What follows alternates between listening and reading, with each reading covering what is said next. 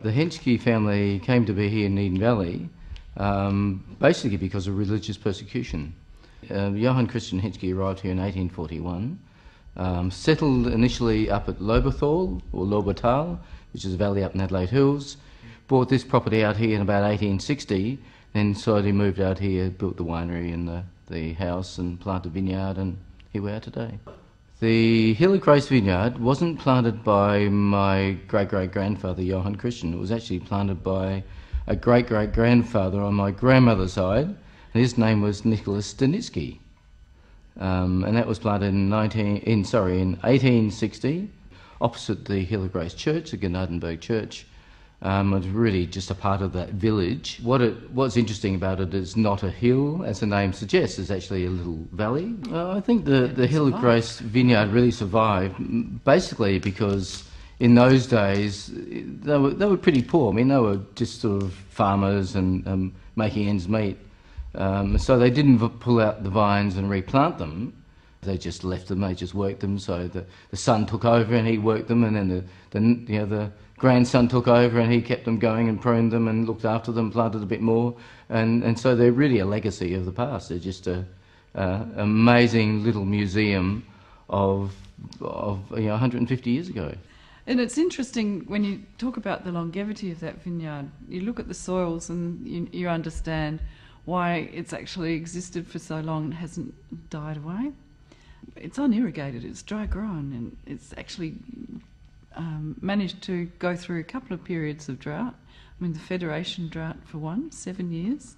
And so there must be a special sort of microclimate in that area that makes it good for Shiraz.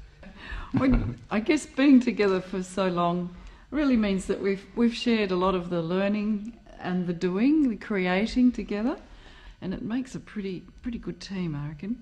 What it means to become the sixth generation is continuing the legacy that Mum and Dad have certainly carried on so successfully. And my parents actually didn't force me into studying winemaking, which I kind of assumed they would have a little bit. I thought about doing something different and came around to studying winemaking in the end. I guess I sort of didn't really know what I was going to be doing, and I wanted to go to university and ended up reading a few books about wine, and that piqued my interest in wine. So I decided to bite the bullet and do some winemaking studies. Well, each generation in the Henschke family has added to the structure of the vineyards. I guess it's wonderful to see our children so deeply interested in the business.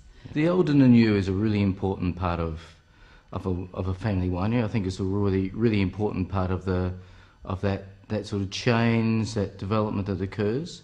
Tradition is one of the most incredibly important parts of a family business. The first families of wine is a really important part of preserving that sort of history of the family history of Australia, and to have a commonality between a whole group of old multi-generational families. So we've got a lot in common, and to join the force together, it makes us really powerful, because we've got fantastic brands, we've got great history, we've got real personalities. I mean, where would you get it from anywhere else? I mean, it's so important, and so important for the future.